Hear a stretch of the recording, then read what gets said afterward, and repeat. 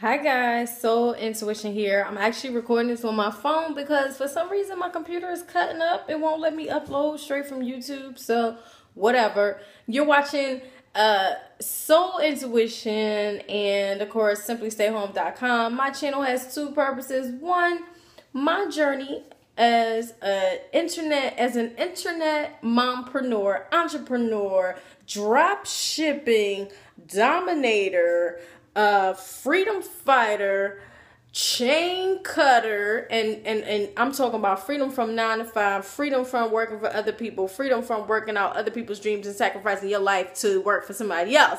I'm all about that life. I'm about that internet lifestyle. I quit my job 3 months ago, just to let y'all know. So internet life is working for me. And if you want to work with me, go to www.simplystayhome.com. But this ain't about that. Today, I'm going to tell you guys a dating story.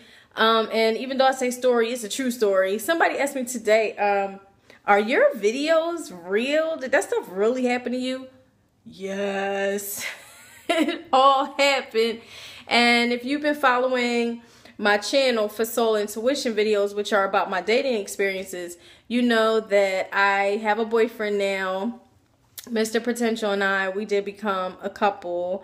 And it's going on 6 months. So, needless to say, it's going really, really well. Despite my initial misgivings. I think I kind of put him through a lot the first few months. But he did his own share of stuff in a way. Just not communicating as I would like. And then with my trust issues and stuff. You know what I'm saying? It wasn't exactly easy. And there's still some hurdles that we need to overcome. Especially with us being long distance. But we're really working it out and things are going well. We had our first argument last week, but we worked it out. Everything is good. He is so supportive, guys. He's super supportive. And that's why we're still together. All right.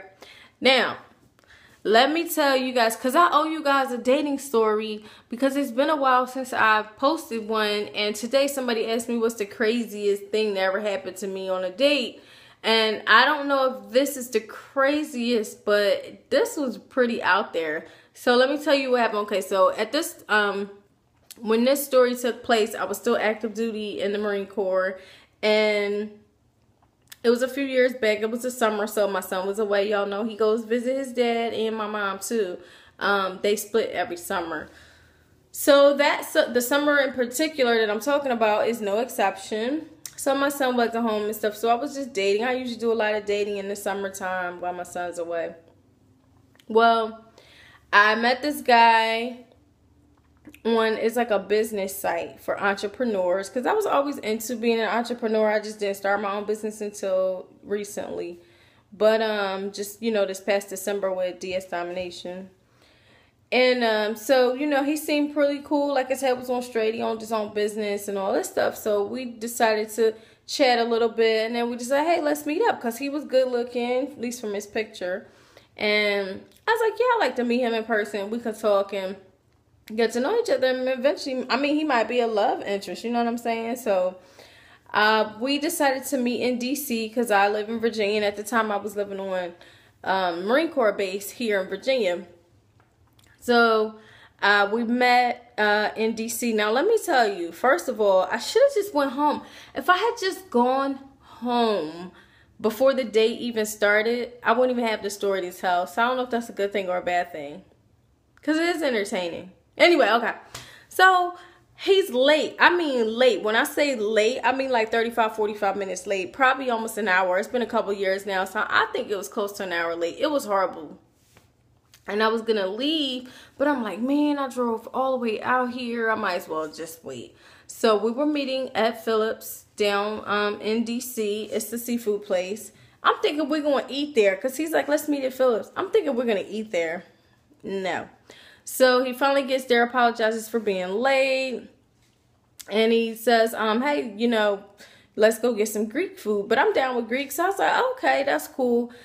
Now, so we went in his car, and he had a little SUV, like a crossover, and We drove to Georgetown. We went to this little Greek spot.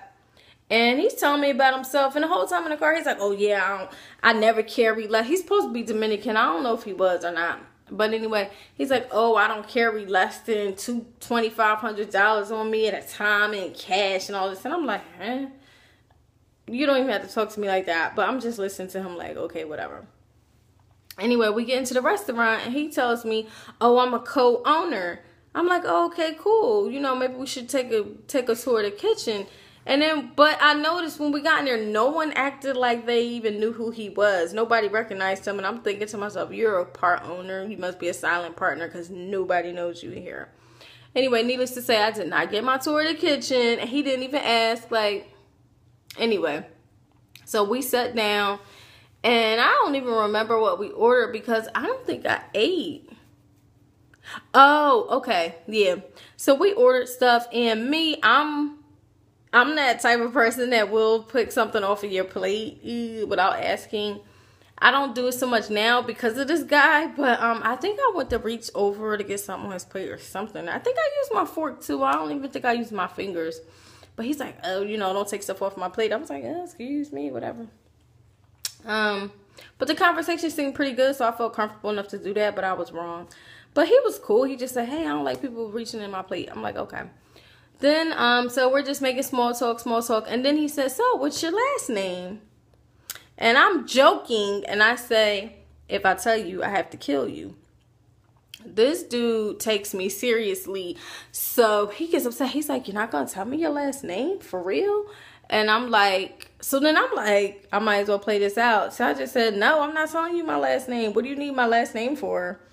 And he's like getting super upset. Like, I'm taking you out here on this nice date. I'm spending money. I'm spending money so you can have a nice time. We in this nice restaurant and you won't even tell me your last name. Like, he was getting heated. I was like, I think you're taking this a little too seriously. But he was so upset. And I was just like, all right, you know what? Maybe I should just go. You know what I mean? Because obviously we at an impasse here. So I get up, I go. And this restaurant has a vestibule. So I get to the vestibule and I'm about to go out the second door that leads all the way outside, you know, because there's one door that goes into the restaurant. There's the little compartment, which is the vestibule, and then the other door to get out. So I go to try to leave. This guy literally, see, and that's why I wish I had the computer so you guys can see what he did. He cornered me. He literally stood against the wall, like his hands like this. Like this on the wall. And me, and I'm like this. You know, because he was taller than me. He cornered me in between his hand and between his arms, you know, like this. Well, let me show you guys with the mirror or whatever. Can you see me? Like he had me like this. And I'm in between his arms. He was like, you really not gonna tell me your last name? He's like, we're doing all this, like, this is a great day, and then you just gonna try to leave too? I was like, are you serious right now? And then this waiter went by, so he had to back up off me, and that's when I took my opportunity. I opened the door and I went down the steps because the restaurant was up some steps. I went down the steps. I was standing outside. I was like, I'm going to hail a cab. I got cab fear. I'm gonna take a cab back to my car. I was like, thank you, but this date is over. Oh, no. So he literally picked me up and put me into his car. So the whole time I'm just like, look, I can't believe you hold me against my will. He's like, no, I'm going to take you to your car. I'm like, okay. He takes me down by like K Street. And it's like this bridge and there's water there. But there's nobody back there. And it was like pitch black dark. He parks. I'm like, I thought you were taking me back to my car. He's just like, well, I just want to talk to you because I think that you got the wrong impression of me. I think we just got off on the wrong foot. You know, I'm really not bad. Like, you making me sound. And I was just like, but I want to go home. I want to get out the car. I want to go back to my place. He was just like, well, I'm not holding you hostage. I was like, all right. So I got out the car. And I started walking away. He runs out, grabs me, pulls me back to the car. He's all like, No, no, no. I'm just going to drive you back to your car because, you know, if something happens to you and you get killed, I was the last person that was with you, and I don't want the police like coming to me thinking I did it. And I was like, whatever. He was just like, you know what? I really wish that you had met some of my friends because they could tell you, like, I'm really a nice guy. I was like, I wish I would have met your friends too so they could tell me that you was crazy because you are crazy. He was like, don't use that word. Don't call me crazy. I don't like that. Like, I'm not crazy. I was just like, well, something is going on. I was like, because you locking the door. I'm like, I can't get out. And I want to can you just take me back to my car? So he took me back to my car, and then he's like, well, you know, oh, I forgot to tell you guys. So in the beginning, before I even agreed to go out with him, I was just like, I want gas money if I'm gonna drive all the way out to DC. So at the end of the date, he's like, he tried to get a hug. No, I had the door in between us to my car. That's right, the door was in between us. I was like, oh, you want a hug? He was like, yeah. I was like, good night. I didn't even give him a hug. I was like, good night. Then he's like, wait a minute. He was like, I was supposed to give you gas. Follow me to the gas station. I'm like, oh, all right, okay. Girl, bye. As soon as he pulled off, he went straight. I made a right. I ain't know my way around DC like at that time, but it didn't matter. I just drove around until I found 395 South and headed back on home. And he was calling me. He was like, and so I finally picked up the phone, but I didn't pick up the phone until after I was on the highway. And I picked up the phone and I was like, hello. And he was just like, what happened? You didn't follow me to the gas station. I was like, oh, you know what? The light had turned red. And then I was a little bit confused about where I was. And then I just made it right, but I found my way. He was like, oh, okay, you know, well, maybe we could do this again. I was like, yeah. Yeah, right. That date was crazy, guys. He was crazy as heck. So that was one of my craziest dates. I hope you enjoy it. And yeah, that's it. If you like this video, please share, please subscribe, tell your friends and all that stuff. If you're interested in working from home like me or even working on YouTube, because I do get a little bit of change sometimes from YouTube, hit me up. Leave a comment. Bye.